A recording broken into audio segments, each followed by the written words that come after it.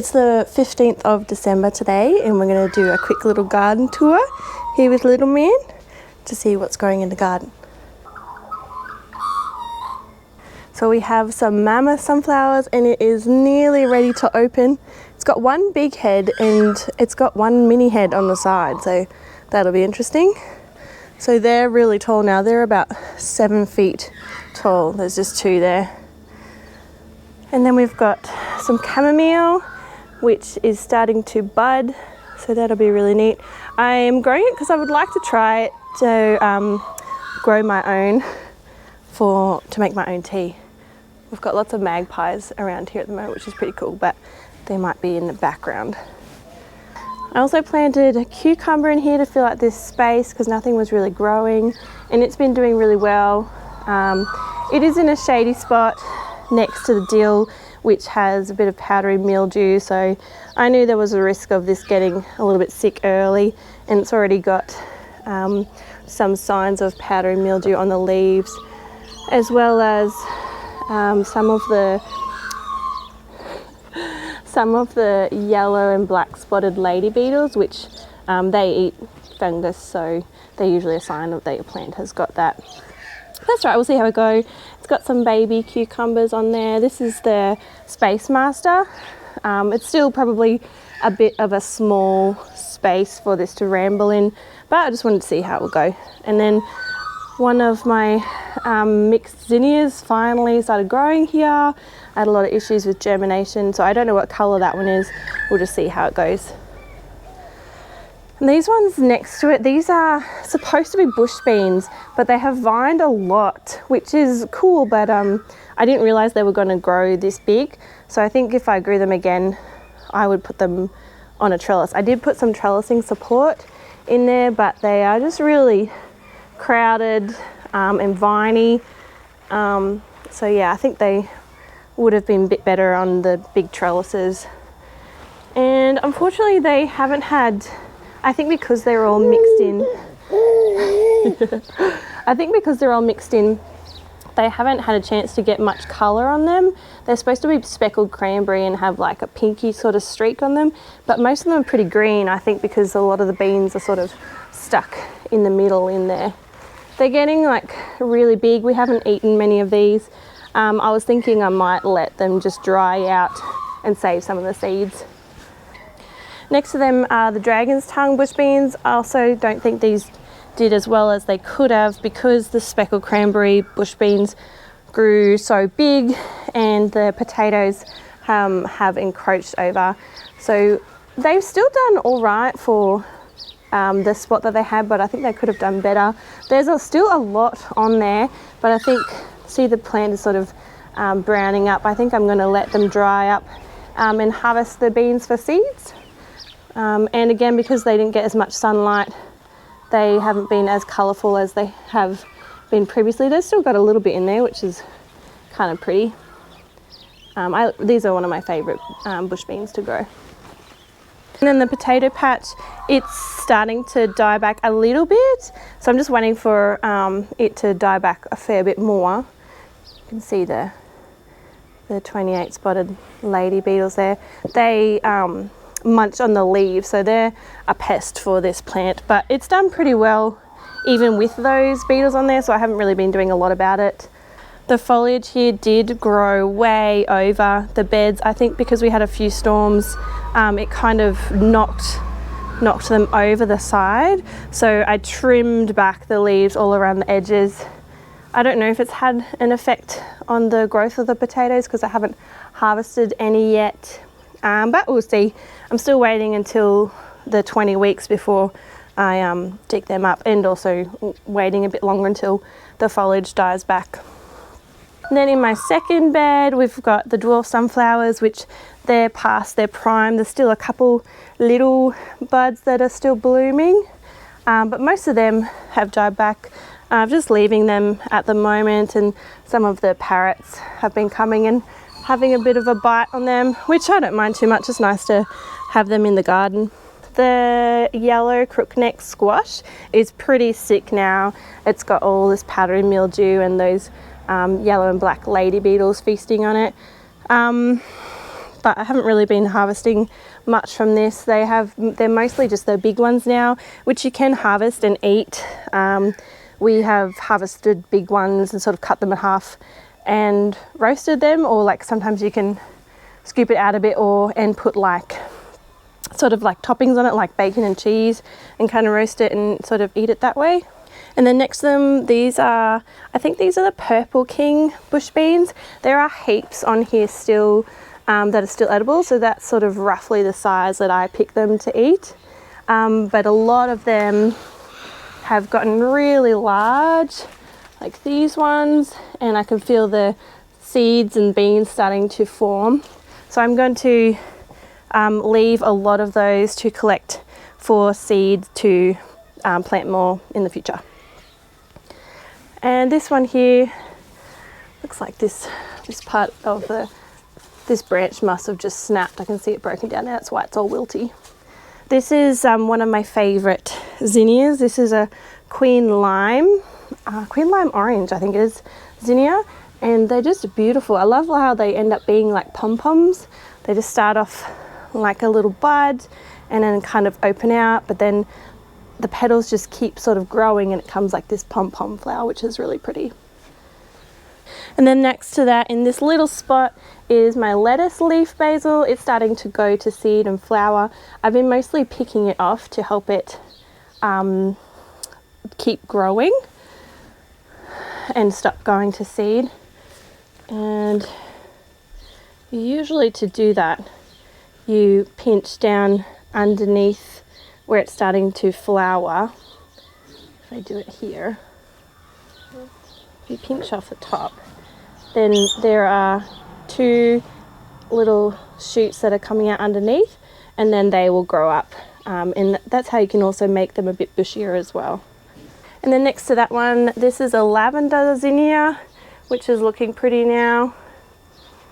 Both of these zinnias took a while to grow, but that's just because the spinach was overcrowding it a little bit. And the spinach here, this is perpetual spinach, it's also starting to go to seed here, so I might be pulling it out soon to plant something else there. Back behind me that I missed is a strawberry, a Lowanna. It's supposed to be good for our Australia sort of season. It's supposed to be good for our area. And it's got the strawberry just about ready. I've been hiding it with the leaves because otherwise the birds will come and get it. I fertilized this with some blood and bone recently, and it has really taken off again. So I think it was starting to get hungry. Because your plants that you have grow in containers, they lose their nutrients a lot faster than the plants that you have in the raised beds. They don't have as much access to all the nutrients in like a larger garden bed, or if it's planted in the ground. And so they just need fertilizing and watering a bit more frequently. Then in this little pot here, these are radishes. They were either French breakfast or China rose. I've been letting them just go to seed because I'm just going to harvest some of these. Just wait until they start to rattle. They're really dry and rattle. We'll see if this one's ready.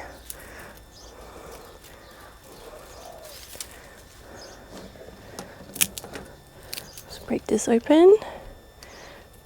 And so these are the radish seeds that you can collect and plant and grow some more radishes. So that's really neat. So I'll come back soon and harvest all these radish seeds. You just want to make sure they're fully dry. So sometimes I put them out on a paper towel and just make sure they're really dry before you put them into like a little clip lock sealy bag, because you don't want them to have any moisture left. Otherwise they have the risk of rotting in the sealed bag.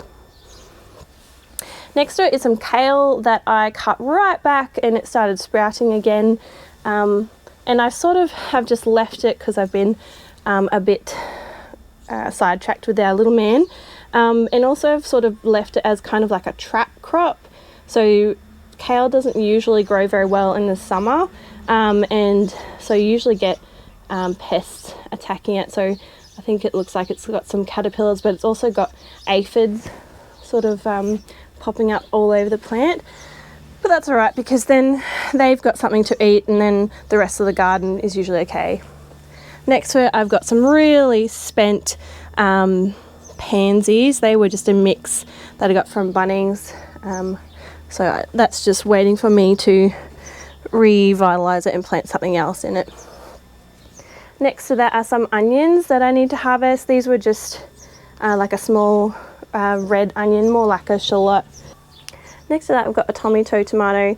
You can see the yellowing leaves. It's already a little bit sick. And I fertilised this one recently as well to try and give it a bit of a boost. So we'll just see how that one goes. I've got another one over there, and next over there is just a beefsteak basic variety. I don't know the specifics of it, but I've got that one in a pot as well. This is a random pot that hasn't done very well, and there were some radishes in it, but they're mostly spent. And this one here is a poppy plant. It's nearly finished. You can see all of its pods here. So it grows the flowers, and then the pods form after that. And once they dry out, it's pretty neat. These pods kind of explode and the seeds kind of fly everywhere. So I've collected some of those seeds already, and also some of the dry pods I've just thrown back into the garden, hoping that like one day I might just get some volunteer poppy plants. On my long tomato row here, a lot of my tomatoes are pretty sick, and so that's why there's not a lot of leaves on the lower stem.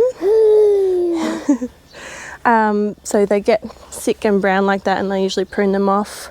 So a lot of the tomatoes that are growing up now are pretty small when they're ripening now, like this one, whereas previously they were quite large. Some of these other ones over here are still a decent size, but as it goes up, there's less and less tomatoes that actually set fruit, and they're not as big. But that's all right, I'll just take what I can get. There is a volunteer Cucamelon plant there, because I had a bunch of, I had a plant of Cucamelons here last season, and they are popping up everywhere now because there are so many seeds just left over in this bed from fallen Cucamelons that just broke down in the soil. Then I just have some purple alyssum covering the ground, and some of the cherry tomatoes. This is a pink Bumblebee variety. This one up here looks still pretty good. This is the big barrel variety. And then I have my two favourite plants down here. These are ones I started later. It's called Dr. Wyche's. It's a yellow variety. And this one down here is looking pretty big. I put the mesh baggies around them to try and protect them from caterpillars as well as fruit fly. It does help a little bit. Caterpillars can still get in there, and if fruit flies are stinging it right up against the mesh, it can still sting it. It's not like complete protection, but it does aid a little bit. And I do put an eco lure fruit fly trap, and there's a bunch of dead fruit flies in there. That attracts the male Queensland fruit fly, and it has a bait in there and it kills them.